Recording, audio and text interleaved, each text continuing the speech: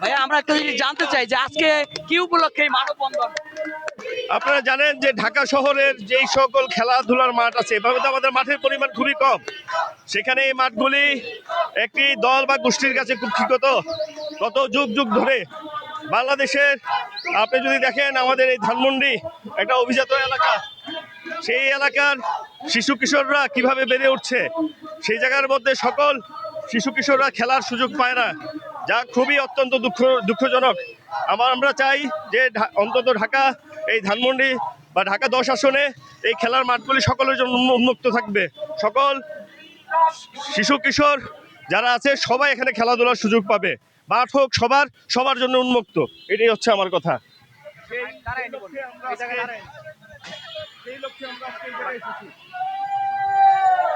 ভাই সুন্দর আজকে কি ছিল আপনাদের?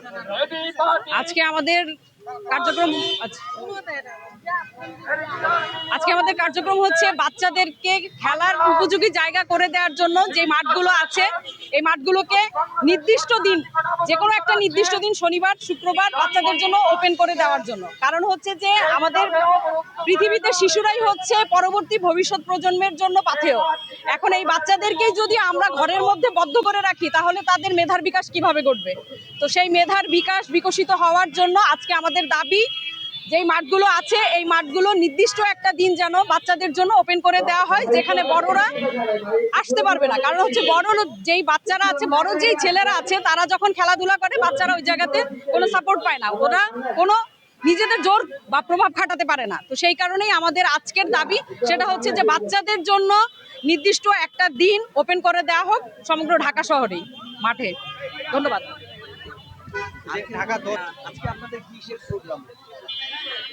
দেখেন, আবাহনী মাঠ সহ ঢাকার যে সকল মাঠগুলো আছে বেশিরভাগই তো সরকারের সম্পত্তি।